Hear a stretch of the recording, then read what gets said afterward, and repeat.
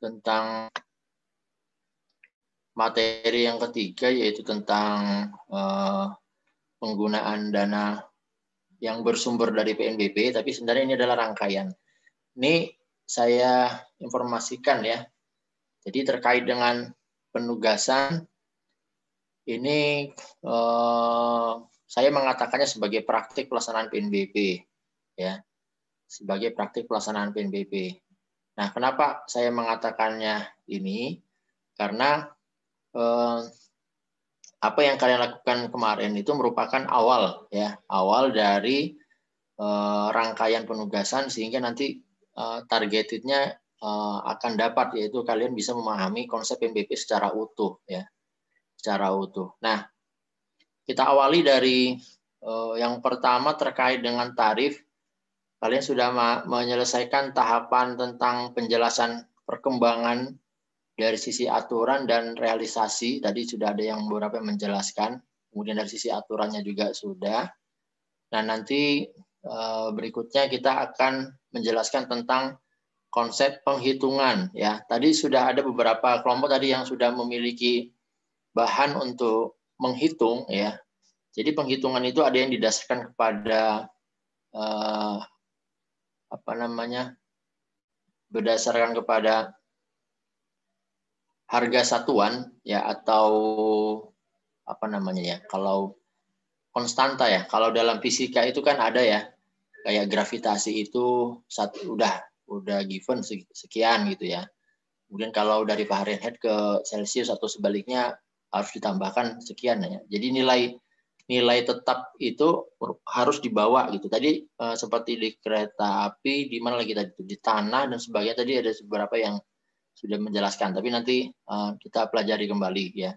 Nah, yang tadi beberapa yang belum, nah itu nanti kita analisis. Jadi intinya nanti ke pertemuan berikutnya kalian akan berdiskusi setelah mata kuliah ini, atau mungkin di rumah atau secara online saya serahkan kepada masing-masing kelompok. Nanti tahap kedua kalian harus melakukan penghitungan. Jadi mengambil salah satu contoh cara menghitung tarif, ya, cara menghitung tarif. Nah, nanti itu bisa menggunakan beberapa skenario, ya, seperti misalnya kalau belum ada tarif dalam harga satuan tetap kayak tadi, misalnya 1/5, seberapa tadi kan dikali dan sebagainya, tidak ada rumusannya, maka bisa menggunakan skema penghitungan berdasarkan activity, ya, activity based cost. Sudah belajar belum di mana, di cost accounting, activity based costing ada? Sudah belajar belum? Sampai, ya, Pak. Belum sampai, ya, berarti baru harus dipaksa sampai, ya. Jadi harus dibaca-baca lagi. Ya, itu salah satu contoh, ya, activity based costing. Nah, dari kombinasi realisasi dan cost skenario ini kita akan mendapatkan yang kita sebut dengan ini economic analysis. Jadi apakah dengan biaya yang ada, ya, kemudian dengan realisasi yang ada, itu memang sudah cukup ekonomis atau enggak bagi instansi pengelola PNBP, ya. Nah, berikutnya kita bicara tentang konsep earmarking, ya, earmarking yang hari ini akan saya sampaikan. Nah, itu kita bicara tentang penganggaran dan pemungutan PNBP-nya. Kalau penganggaran berarti bicara tentang performance budget atau penyusunan anggaran. Nah, kalau penyusunan anggaran sudah belajar kan? Sudah baru awal-awal. Baru 2 pertemuan. Awal-awal. Oh iya, kalian ini saya pikir dari tingkat 1, ya. Ya, terpaksa harus extra effort lah, ya. Extra effort nih. Bagaimana penyusunan anggaran, harus boleh konsultasi sama dosen penganggaran atau mencari secara otodidak, ya, silakan aja, nanti kita bahas di kelas. Kemudian nanti di pemungutan kita bicara tentang penggunaan kembali. Ini nanti mungkin rangkaiannya ada di materi pertemuan ke-4 atau ke-5, bicara tentang ini. Nah, dari 2 hal ini nanti kita bicara kita bisa melakukan analisis disebut dengan impact analysis, ya, analisis dampak. Apakah anggaran yang diberikan dengan pungutan yang dilakukan itu memberikan dampak bagi organisasi, atau berdampak juga bagi masyarakat, ya, masyarakat yang dilayani. Ada nggak dampaknya? Nah, itu kita nanti ukur, ya. Oke. Ya, berikutnya ini kita masuk ke materi tentang earmarking, ya. Jadi hari ini ada 5 target yang nanti kalian dapat dari materi saya, ya. Pertama tentang konsep earmarking itu seperti apa, lalu bagaimana pelaksanaannya di beberapa negara, kemudian kalau di Indonesia seperti apa, khususnya untuk earmarking PNBP seperti apa, gitu ya. Kemudian untuk penggunaan PNBP layanan publik seperti apa, ya, model penggunaannya.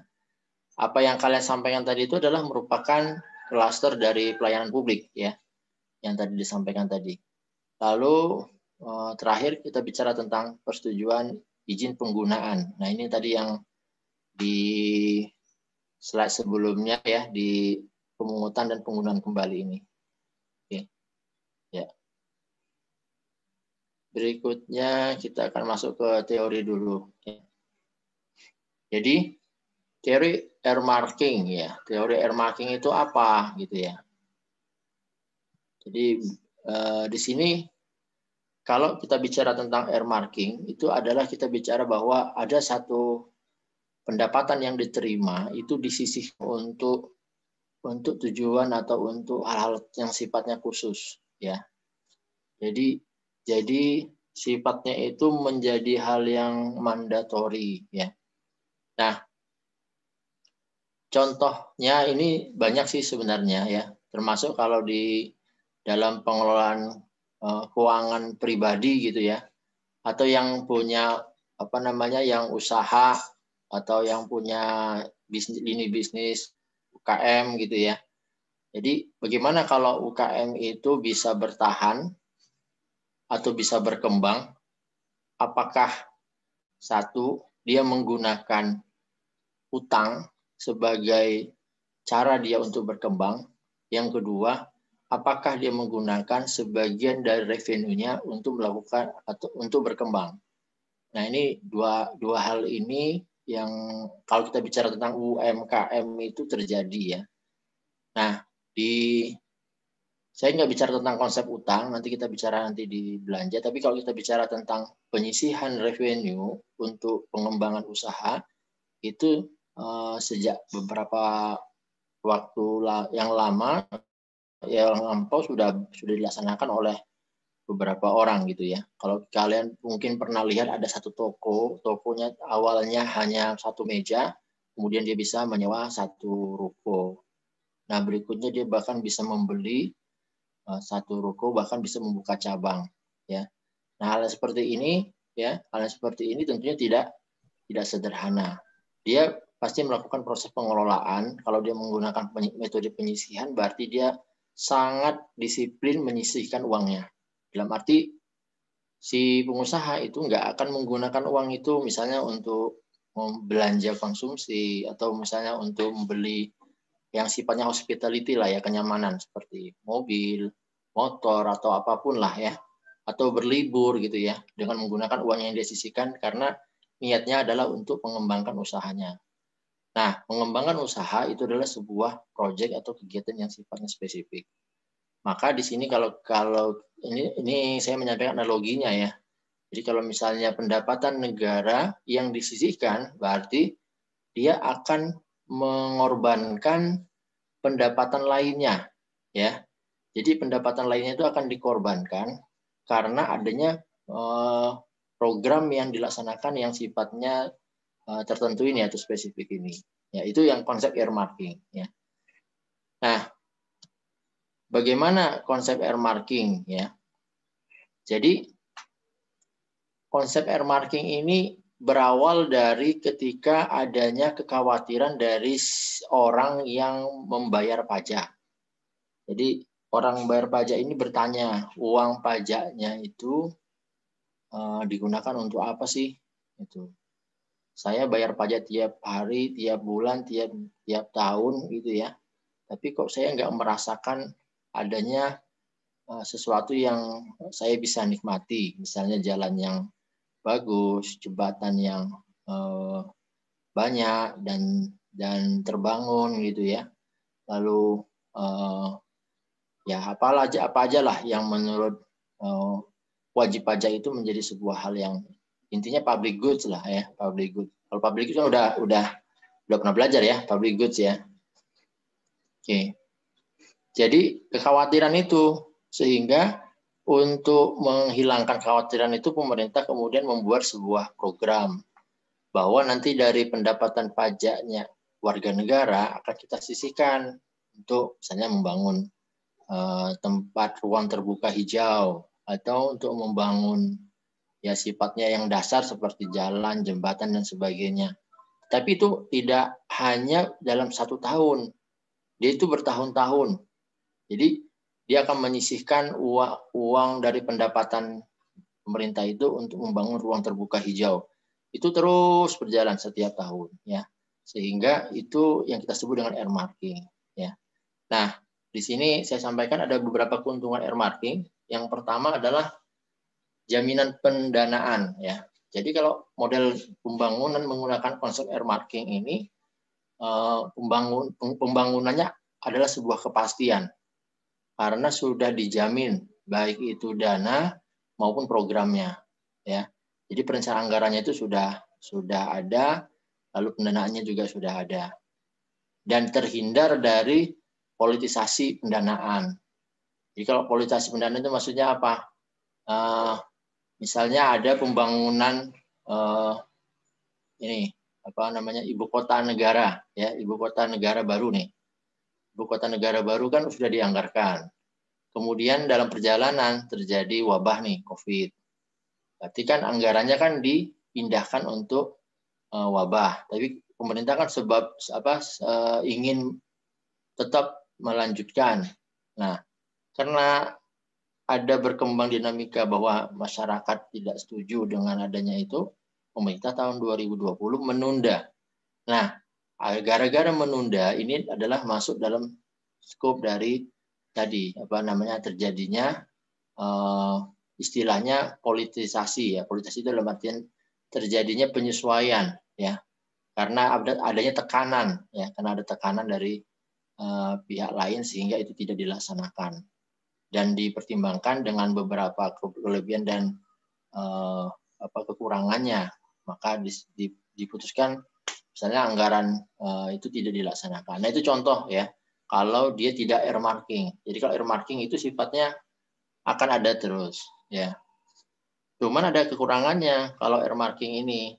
Jadi kekurangannya adalah banyak ini ya, sini mulai dari anggaran yang tidak fleksibel karena sudah given, lalu ada masalah manipulasi dan kepatuhan. Jadi alokasinya untuk A, kemudian tiba-tiba judulnya A tapi peruntukannya berbeda dan outputnya dibuat semirip mungkin. Nah itu adalah bagian dari manipulasi. Kemudian terjadinya implikasi pada kebijakan pendapatan. Jadi kalau misalnya terlalu banyak dana di earmarking, maka pemerintah itu tidak bisa mengalokasikan untuk belanja lain ya. Karena terlalu banyak, ibaratnya kalau kita berhutang, hutangnya itu harus kita bayar setiap bulan 60%. Maka 40%-nya itu buat kita makan, kemudian buat misalnya kebutuhan-kebutuhan lainnya, misalnya punya anak, buat kebutuhan anak sekolah dan sebagainya.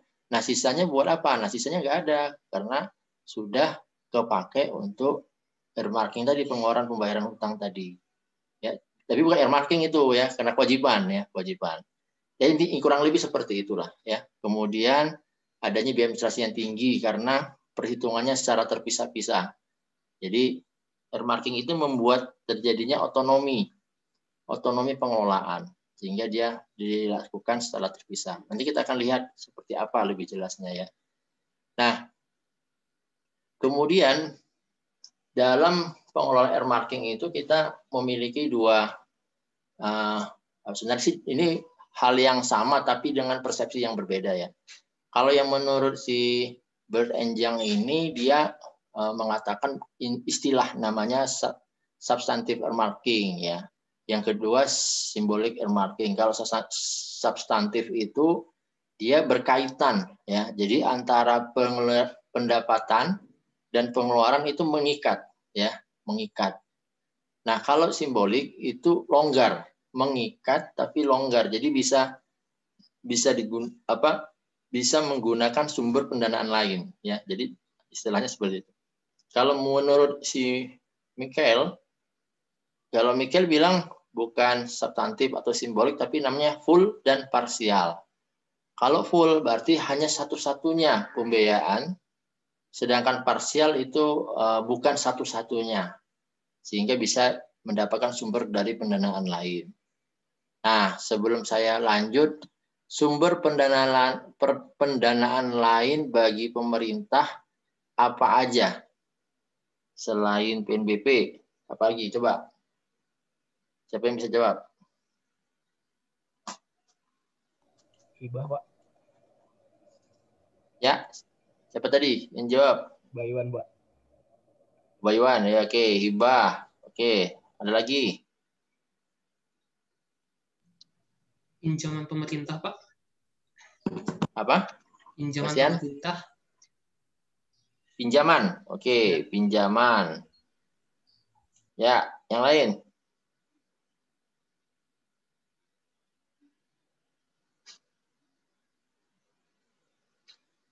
Siapa yang bisa menambahkan? Silakan.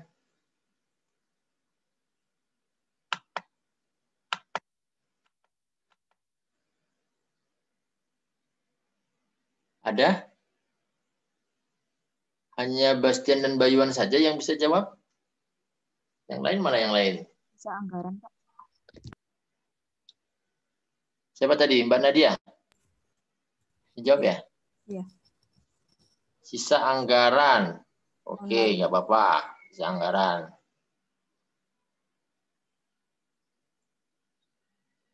Yuk. 3 orang. Dari 29. Nah. 29 kan? Ayo. Masa lupa sih? Aduh, udah belajar PPKN loh. Yuk.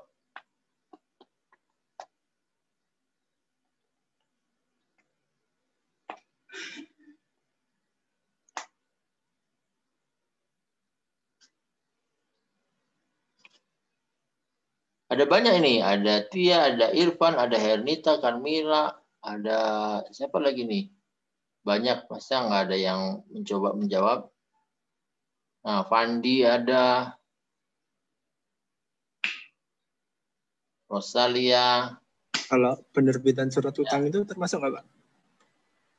Penerbitan surat utang, ya masuk pembiayaan itu. Oh. Fandi ya, tadi ya? Ya, Pak. Oke, good. Biar open mind kalian, jangan diberi terus sama dosennya ya, harus mengingat kembali. Kalau kalian diberi terus nanti, ini nanti kurang bagus buat perkembangan. Tingkat 2 harus bisa melompat ya. Tingkat 3 nanti baru sudah menata. Tingkat 1 melihat gitu ya. Menyesuaikan. Nah, seperti itulah. Jadi memang effort belajar di tingkat 2 memang harus lebih tinggi gitu. Oke. Siapa yang bisa jawab? Silakan. Obligasi pemerintah mungkin, Pak. Obligasi pemerintah, oke. Dia masih masih keluarga besarnya penerbitan SBN tadi, ya. Masih keluarga besar, tapi nggak apa-apa. Berarti kan kamu udah ada, ada obligasi pemerintah, oke. Ayo. Kalau retribusi, Pak, atau iuran gitu? Retribusi tidak masuk sebagai pendapatan pemerintah pusat ya. Kemarin kita belajar kan itu tentang pusat dan daerah ya.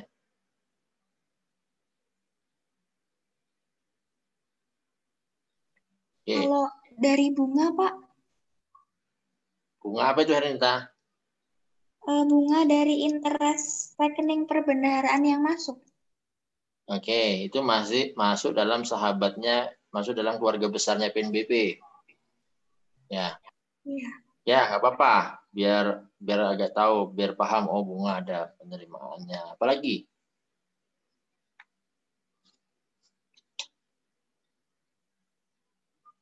Oh, banyak loh.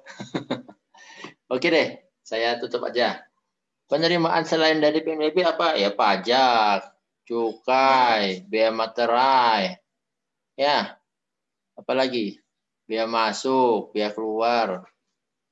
Itu semua kan penerimaan negara. Ya, selain yang kalian sebutkan tadi. Ya, kalau misalnya mau ditambah lebih detail lagi, ya turunannya kan banyak. Tinggal sebutin aja. Ya.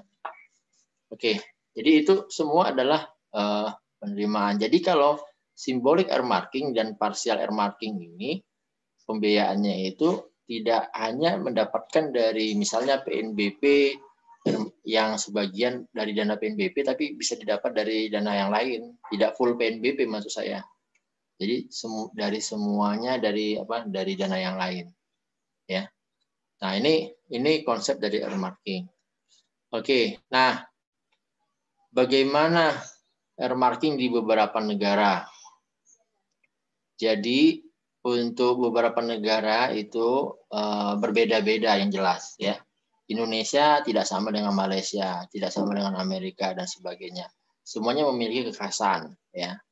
Tapi ada penelitian dari World Bank mengatakan ada 4 tipe pendekatan yang dilakukan oleh beberapa negara. Yang pertama dengan menggunakan tipe A. Tipe A itu penerimaannya pajak ataupun bukan pajak ya.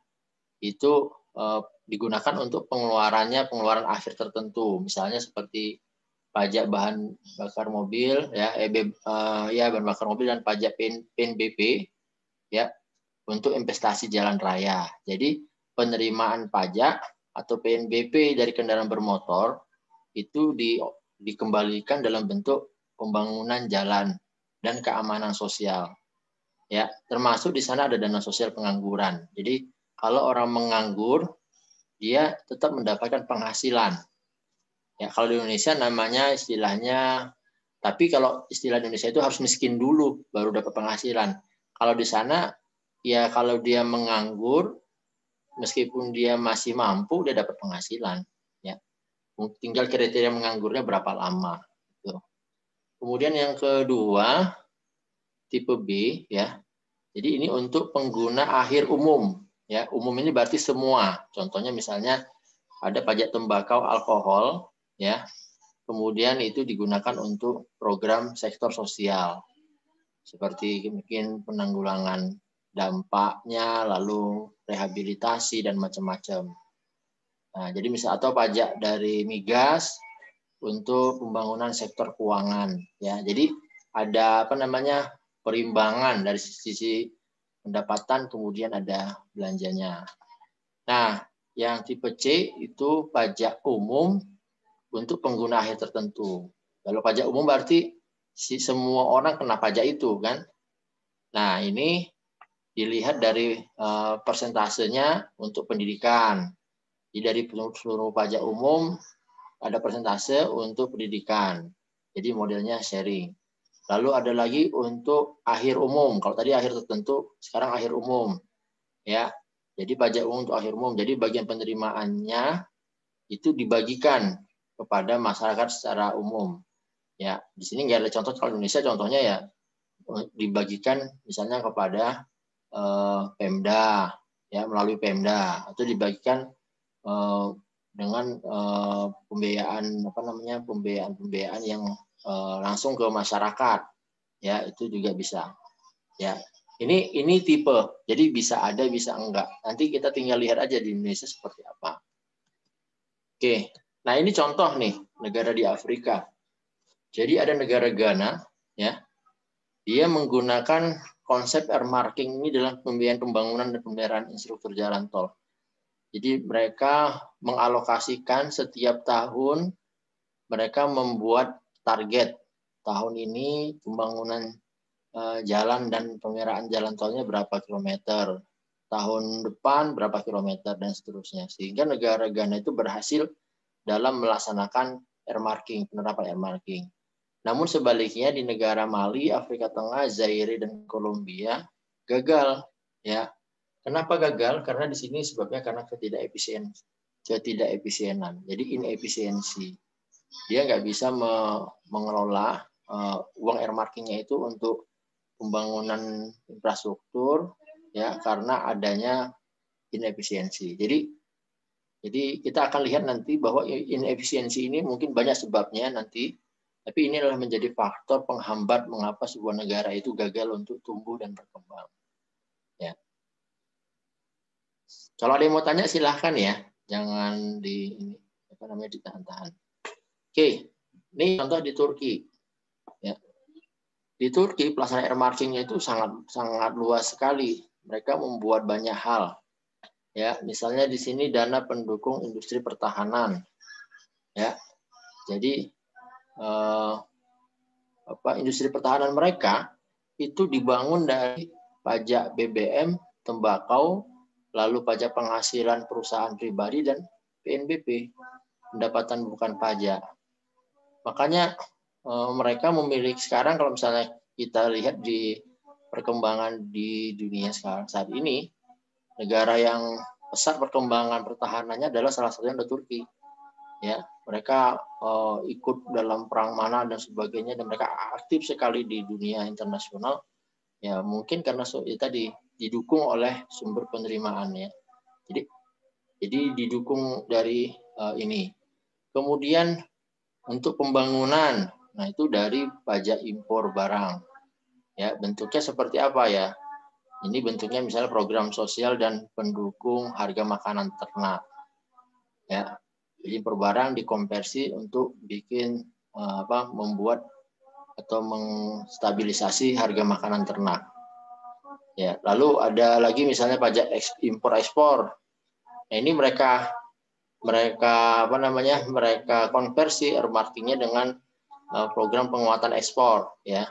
Jadi ini dalam rangka penguatan investasi swasta. Mungkin apakah pembebasan insentif, ya, atau apapun lah, ya. Jadi ini beberapa jenis pendekatan earmarking dalam belanja di sana, ya. Kayak ini dana orang miskin. Orang miskin itu dana diambil dari pungutan dari perusahaan dan pajak penghasilan pribadi. Jadi uang penghasilan pribadi itu kemudian dikumpulkan, lalu pungutannya dikumpulkan, kemudian diberikan kepada orang miskin. Ya, seperti itu. Nah, ini beberapa hal lain ya, silakan dibaca sendiri ya. Nah, ini di Kolombia ya. Tadi meskipun dia gagal gitu ya, Kolombia, tapi di sini dia menggunakan beberapa pendekatan earmarking ya. Seperti jalan raya tadi itu ya, untuk bikin investasi dari pajak BBM, lalu pungutan impor, lalu ada kesejahteraan keluarga, kesehatan dan macam-macam ya. Jadi mereka alihkan penerimaan ini untuk hal yang sifatnya spesifik, programnya spesifik, dan itu tidak mengganggu atau tidak diganggu oleh program yang lainnya. Ya, itu. Nah, bagaimana dengan Indonesia? Ya. Indonesia itu sebenarnya sudah menggunakan model earmarking, ya, model earmarking. Ya. Kenapa? Karena di sini ada beberapa pengeluaran kita yang menggunakan model seperti ini. Contohnya apa? Di sini kita kenal ada, saya nggak tahu udah dipelajari apa nggak di PPKN, ya mungkin saya refresh lagi. Seperti pendidikan. Pendidikan itu 20% dari APBN dan APBD. Nah, beda ya. Kalau tadi kan bicaranya tentang, tadi ya kan ada 4 tipe ya, 4 tipe. 4 tipe itu ada yang pajak yang spesifik untuk pengguna tertentu, spesifik untuk pengguna umum, lalu yang umum untuk yang tertentu, dan umum yang umum. Ya. Nah, di sini pendidikan ini masuk yang tipe mana? Siapa bisa jawab kira-kira? Yang pendidikan. Tadi modelnya kan ada beberapa. Ernita. Oke, Ernita mau jawab silakan. Umum, Pak, sepertinya. Umum ke mana? Penggunanya umum atau spesifik? Umum. Umum. Spesifik, maaf, spesifik. Ya, spesifik ya karena kan pendidikan itu tidak semua orang kan. Iya. Yang umurnya kan dari balita 5 tahun sampai mungkin berapa tahun nih sampai SMA lah ya. Itu yang sifatnya umum ya. Khusus ya. Jadi spesifik. Jadi tipe yang C ya. Oke, makasih Hernita. Lanjut DAU. DAU itu ya 26% dari penerimaan dalam negeri neto. Apa penerimaan dalam negeri neto? Penerimaan dalam negeri neto itu penerimaan yang dikurangkan dari satu belanja earmarking ya seperti pendidikan, ya, kesehatan dan sebagainya itu dikurangkan. Yang kedua, dikurangkan dari PNBP. Nanti ada PNBP yang earmarking. Kalau ini kan kita bicara umum dulu nih. Kalau PNBP kan spesifik. PNBP yang earmarking. Jadi dikurangkan itu nilai akhirnya itu bersihnya itulah menjadi pengali dari DAU. Jadi bukan dikalikan langsung dari dari total pendapatan, tapi dari bersih dari biaya-biaya earmarking yang umum tadi ditambah sama earmarking khusus seperti PNBP ya, dan termasuk insentif juga saya rasa ada insentif seperti insentif pajak dan sebagainya itu dikurangkan lagi ya. Jadi itu dapatlah 26%. Ini juga earmarking. Ini masuk tipe yang mana?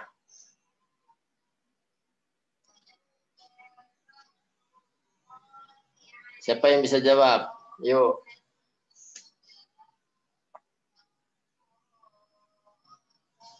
Ada yang bisa? Coba. Silahkan.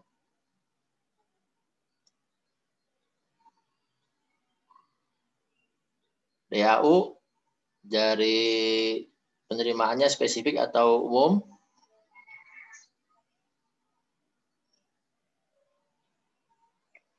Kelas ini pendiam deh kayaknya.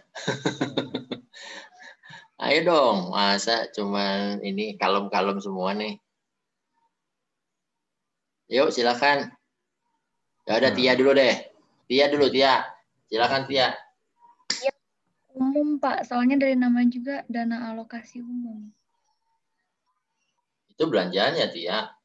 Maksud saya pendapatannya apa? Pendapatannya umum apa spesifik? Oh, spesifik Pak. Spesifik. Yes. Berarti dari mana tuh kalau spesifik pendapatannya?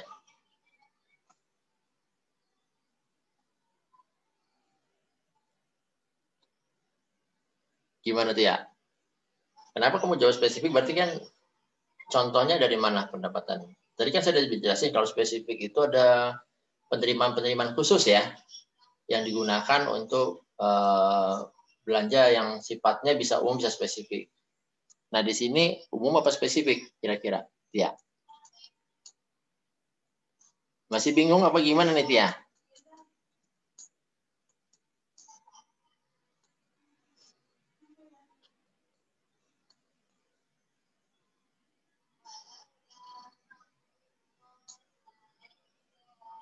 Oke Tia, gimana?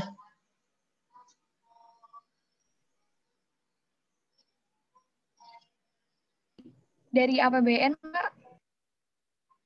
Ya, APBN-nya maksud saya sumber penerimaannya itu sifatnya umum apa sifatnya spesifik? Umum berarti Pak. Umum. Kenapa kamu jawab umum? Kenapa dijawab umum? Ayo.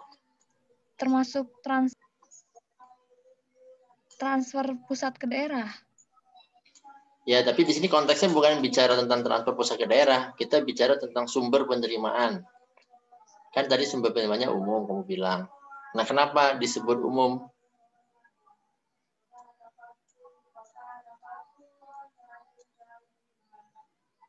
Bisa dijelaskan nggak? Ya udah, coba pindah ke siapa yang ingin jawab? Saya deh Pak, saya coba. Oke, Imam. Silakan, Mam. Kayaknya ini pendapatannya ya Pak, pendapatan dari Pendapatannya DAU-nya tadi. Pendapatannya itu umum, Pak. Karena alasan umum. saya bilang umum, DAU itu kan dari APBN. Nah, berarti setiap daerah yang mendapat DAU itu, pokoknya semua daerah dapat DAU gitu, Pak. Berarti kan semua daerah mendapatkan DAU Alokasi itu. belanja. Iya. Alokasi belanjanya dapat DAU. Tapi Sumber DAU itu kan tadi kan kita dibicarakan kan, penerimaan negara kita itu kan ada banyak tadi. Nah, kalau dikatakan umum artinya tidak ada penerimaan khusus seperti ini loh. Nah, ini yang contoh yang di Kolombia yang nomor 1 dana jalan raya itu diambil dari pajak BBM. Pajak BBM itu sifatnya spesifik. Bukan pajak dalam arti seluruhnya, ya, tapi sifatnya spesifik. Maka pajak BBM ini di sini sumbernya spesifik, terus diberikan kepada siapa? Diberikannya, ya, investasi jalan nasional dan seterusnya. Ini penggunanya, penerimanya umum apa spesifik nih? Kira-kira, gimana? Kira-kira penggunaannya ini? Penggunanya umum apa spesifik? Umum, Pak. Umum, Pak. Umum, ya, betul, umum. Jadi dia masuk tipe berapa itu? Yang spesifik, kemudian dia penerimanya atau penggunanya adalah umum, ya, seperti itu. Nah, untuk kasus Indonesia ini semuanya ini semuanya adalah hal yang dari umum. Yang saya kasih contoh di sini ya. Ini dari pendidikan dari mana? Ya dari pajak, Pak, dari PNBP, dari cukai, dari kan kita nggak tahu spesifiknya pendidikan itu dari sebelah mana. Jadi dia maksudnya umum. Belanja DAU sama, apalagi di sini kan hitungannya dari penerimaan dalam negeri neto. Penerimaan dalam negeri neto kan berarti seluruh penerimaan kan? Nah, itu ya. Kemudian belanja kesehatan juga sama, ya. Belanja kesehatan 5% dari APBN. Nah, penerimanya kesehatan ini sifatnya umum atau spesifik? Umum, Pak. Semua orang dapat belanja kesehatan? Mungkin bebas pemeriksaan kesehatan di rumah sakit? Kalau di Indonesia kan yang bebas itu Iya, yang semua, ikut Pak. BPJS kan? Bener nggak? Iya, Pak, yang BPJS. Iya kan? Atau mungkin bisa aja kita bilang umum, Pak, tapi dia di puskesmas, ya kan? Nah, di puskesmas itu, masalahnya puskesmas itu kan bukan pemerintah pusat, tapi itu pemerintah daerah, ya, pemerintah daerah. Jadi dia tidak bisa juga dikategorikan dalam konsep pemerintah umum, umum. Dia jadi spesifik aja. Jadi kepada siapa belanja kesehatan 5% ini menjadi pertanyaan nanti. Mungkin kepada balita yang kurang gizi, kemudian diberikan makanan penambah gizi, atau kurang vitamin, diberikan vitamin, atau kepada ibu-ibu yang melahirkan yang punya resiko meninggal, diberikan program stunting, atau daerah-daerah yang memiliki pandemi.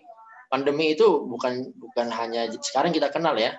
Dulu pun udah kenal kita daerah pandemi, misalnya malaria, pemberantasan penyakit menular, ya. Nah, itu semuanya masuk ke ini kesehatan 5%. Oke, berikutnya masuk ke DBH, ya. DBH, ya.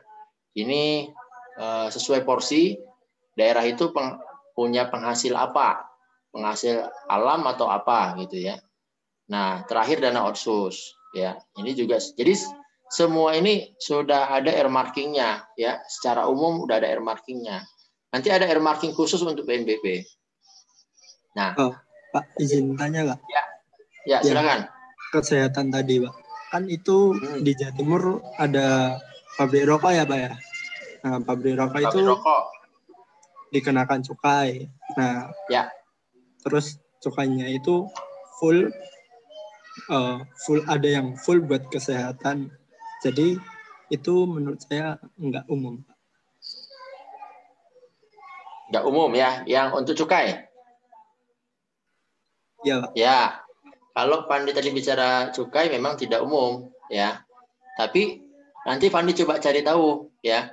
Untuk cukai tembakau itu penggunaannya apakah untuk kesehatan atau untuk peningkatan ekonomi. Ya, nanti coba dicek. Karena kalau kesehatan harusnya dia terakumulasi di kesehatan 5%, tapi saya coba cek lagi deh.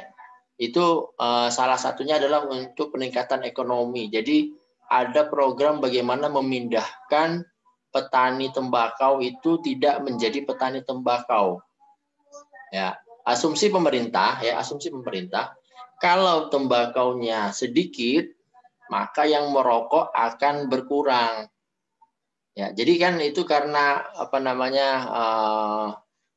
cukai itu karena menimbulkan mudarat gitu ya, kesehatan ya, gangguan kesehatan kan, sehingga dia dipungut cukai ya. Karena harapannya kalau ini strateginya, cukai diambil, uangnya buat peningkatan ekonomi petani cukai tembakau, nanti mereka akan tidak menanam tembakau lagi sehingga perokoknya berkurang. Tapi faktanya nggak kayak gitu. Faktanya kalau produksi tembakau kurang, maka pengusaha rokok akan mengimpor. Jadi kita sekarang menjadi pengimpor tembakau. Tadinya kita memproduksi tembakau. Saya sudah ada itunya penelitiannya terkait dengan itu. Jadi tidak tepat sasaran, jadinya lebih tidak tepat sasaran. Nah, pasti ada perbaikan ya. Makanya coba nanti dicek lagi apakah sudah berubah atau enggak. Nanti kita bisa sharing, Pandi ya. Siap. Makasih, Pak. Ya.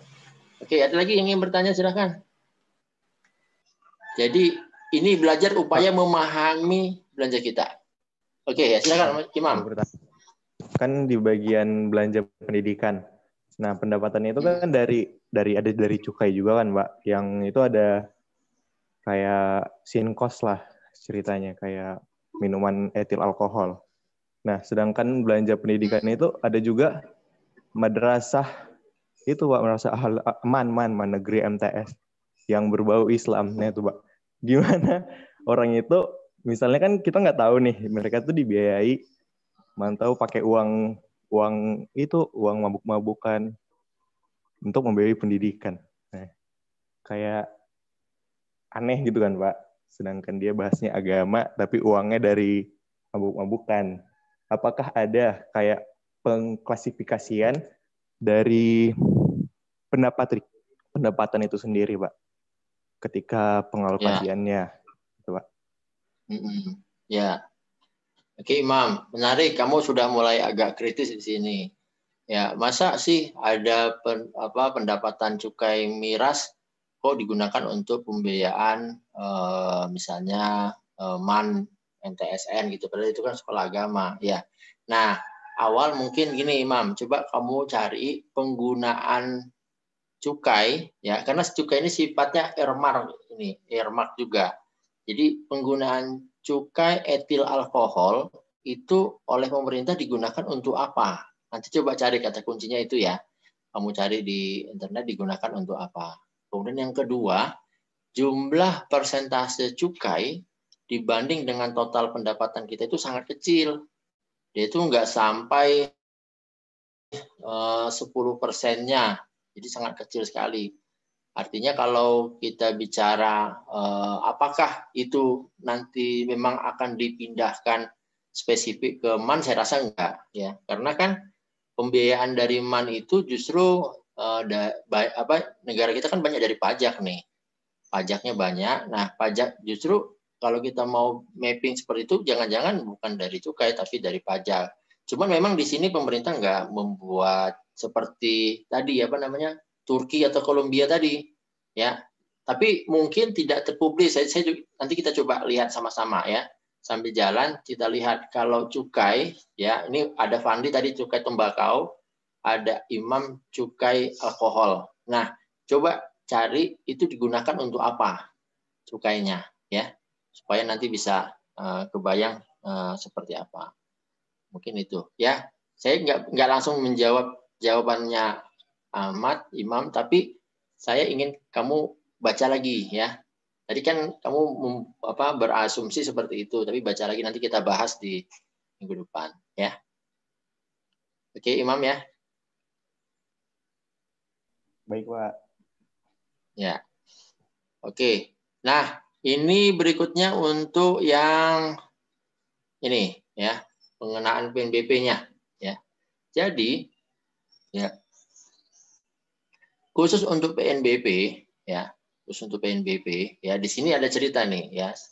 Jadi ada kantor yang melaksanakan pelayanan PNBP tadi seperti Kominfo, seperti polisi dan macam-macam itu tadi ya. Kemudian pemerintah di sisi lain punya kewajiban, misalnya bayar hutang, bayar gaji, bikin pembangunan yang lain dan sebagainya ya. Nah, dari banyaknya uang yang harus pemerintah alokasikan untuk membayar pembiayaan, maka pemerintah itu membuat sebuah kebijakan bahwa kantor yang memiliki penerimaan PNBP, tadi sudah dibahas tuh, ada umum, ada fungsional gitu ya.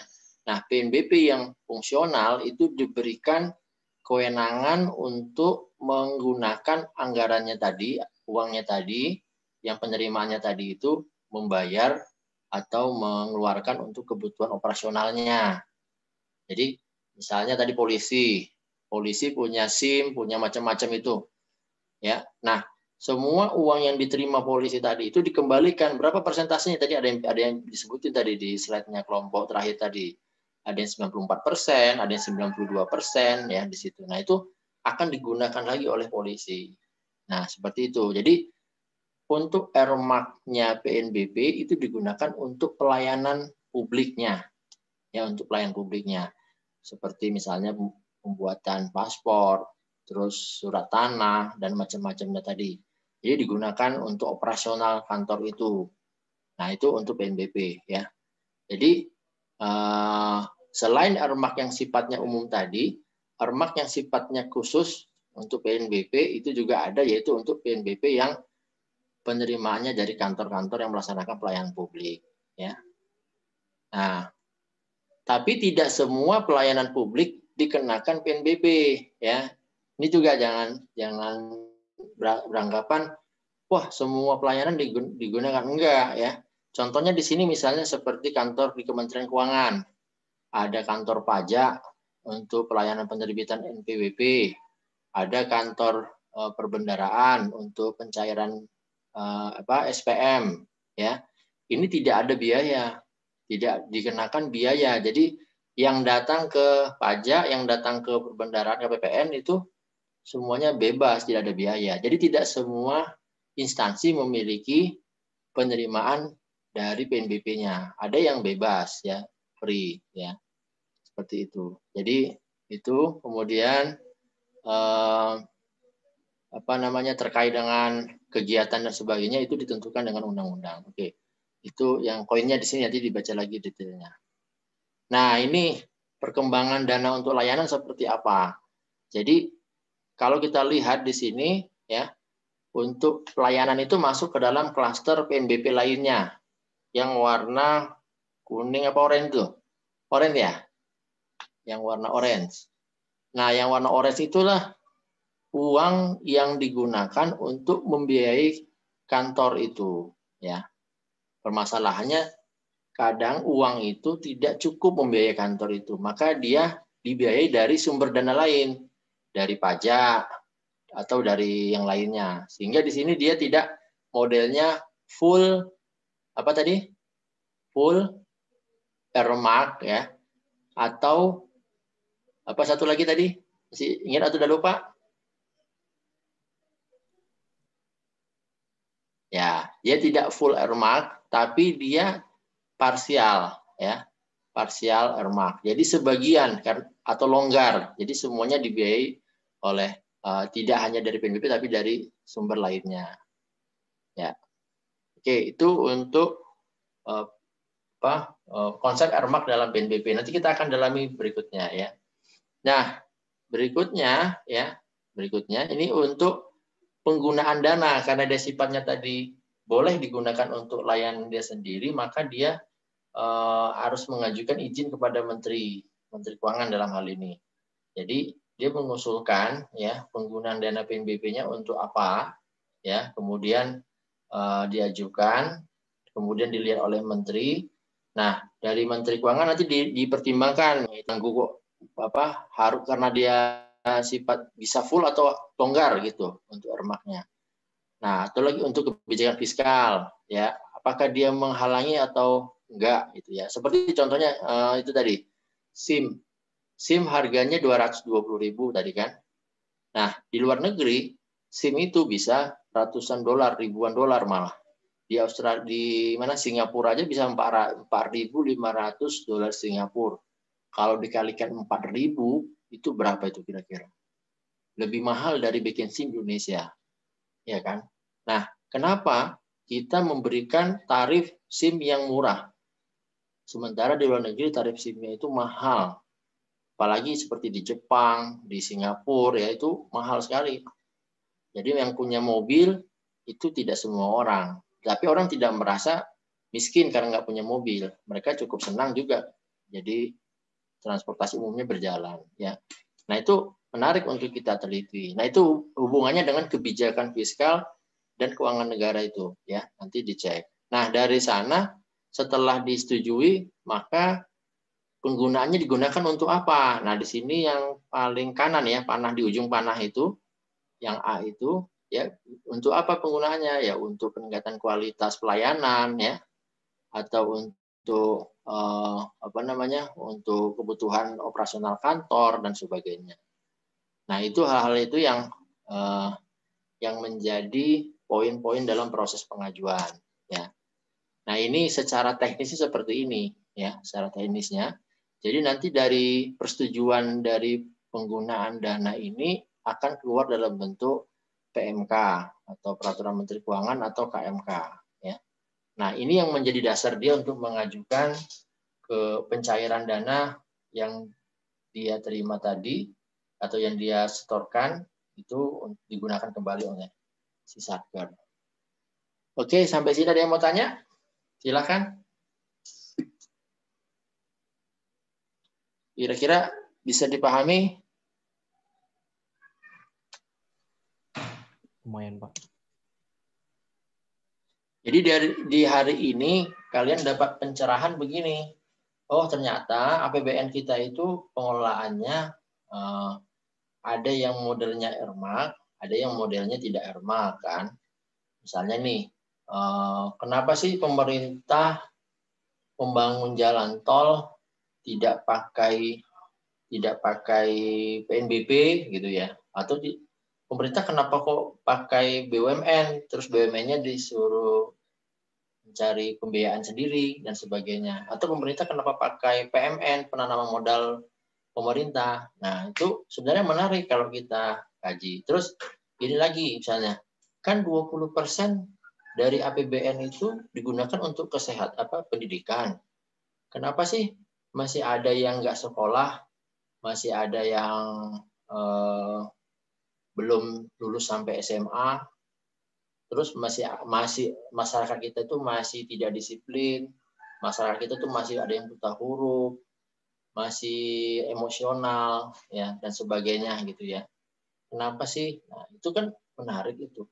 Jadi 20% ini digunakan untuk apa? Nah, sebenarnya saya ingin kalian itu punya daya kritis sampai di sana. Ini hanya bagian dari penyampaian awal ya. Jadi kalau misalnya kita bicara tentang konsep earmark ini menarik nanti untuk didalemin ya. Tapi untuk PNBP kita akan bahas sendiri nanti sampai sebelum MIT itu kita ada tuntas tentang bicara tentang konsep earmark. Sampai sini ada yang mau tanya? Silakan.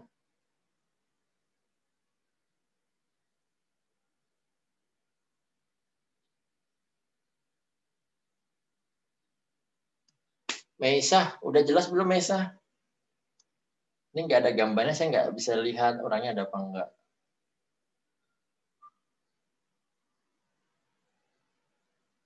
Meisa, ada nggak nih? Jangan-jangan Meisa lagi shopping nih.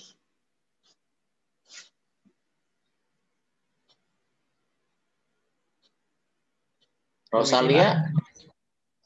Ya? Oh, ada Mesya. Oke, siapa nih?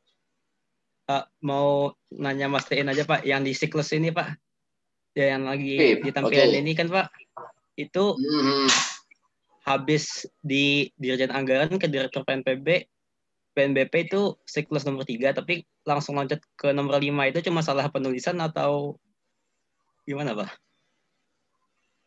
Sebentar. 1, 2, 3. Oh iya, loncat. Betul. Jadi itu tetap sekuensnya ya. Jadi 3, 5 itu harusnya jadi 4, 5, 6, 7. Ya. 7 ke Menteri Keuangan, ya. Kemudian terbit KMK, ya. Jadi menetapkan itu, ya. 8, 9-nya menyampaikan ke Menteri Pimpinan. Jadi yang di Menteri Keuangan menetapkan itu enggak tertulis. Harusnya itu 8-nya. Ya. Itu ya, Pip. Oke, baik, Pak. Oke, makasih, Pip. Oke.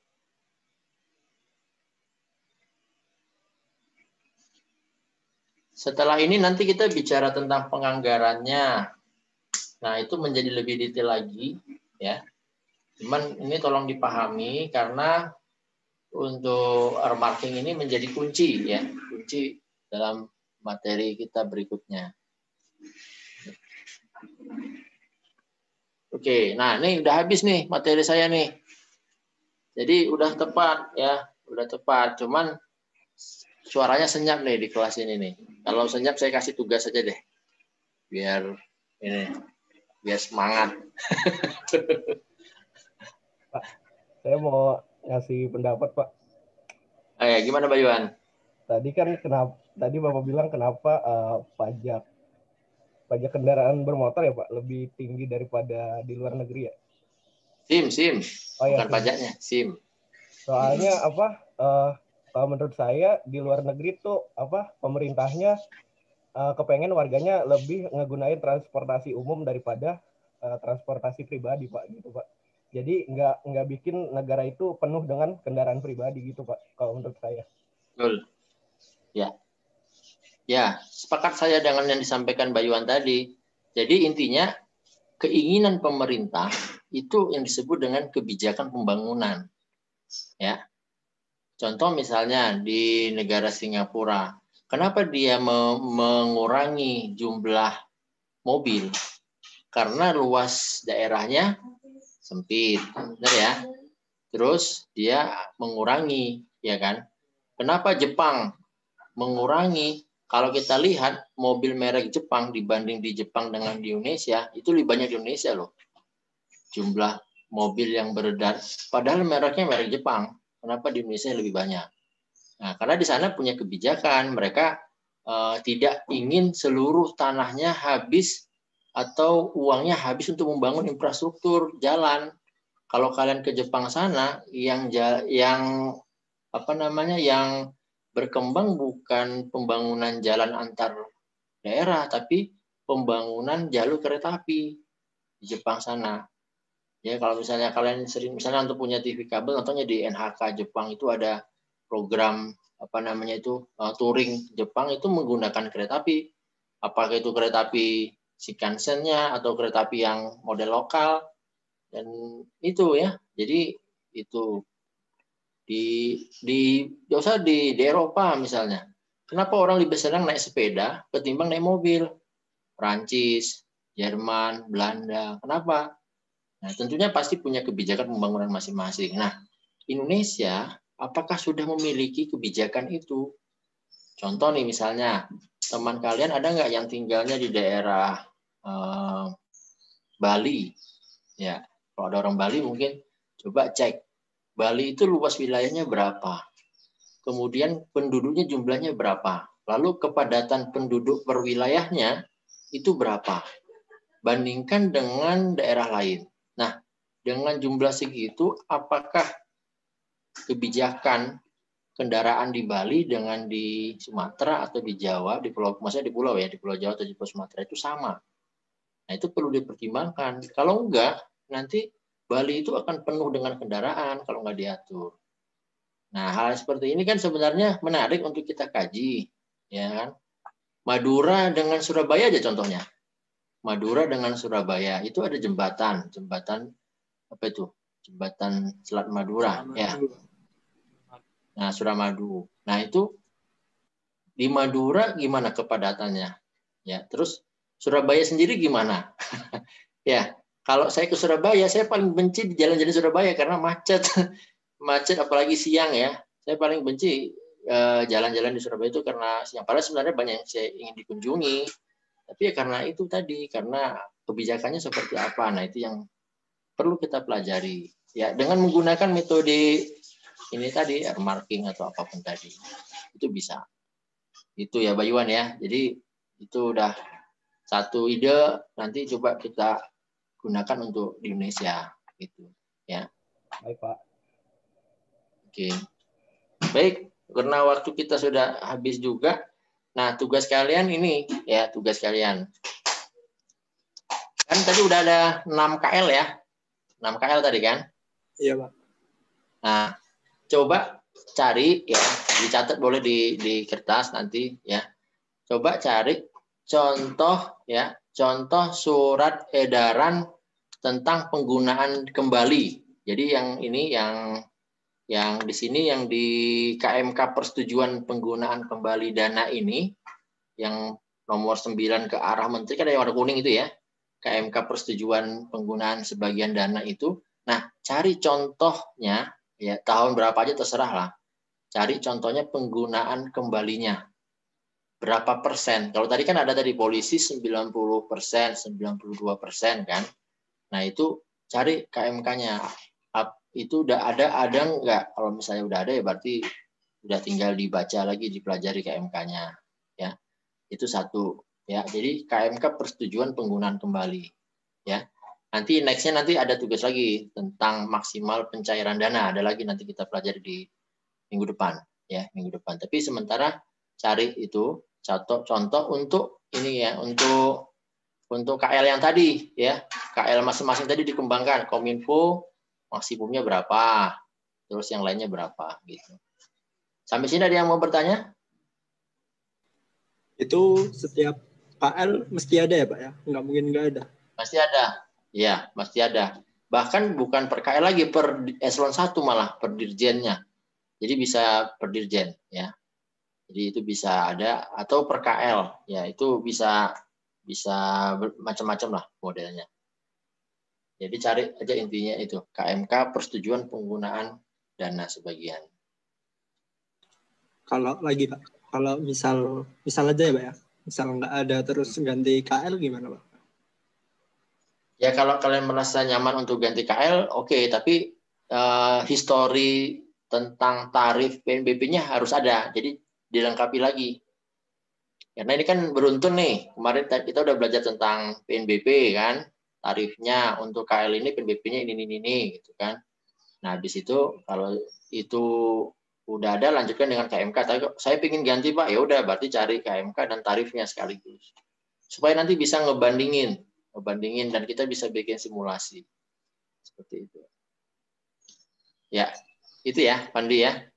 Siap. Oke, ada yang mau bertanya sebelum saya tutup, teman-teman?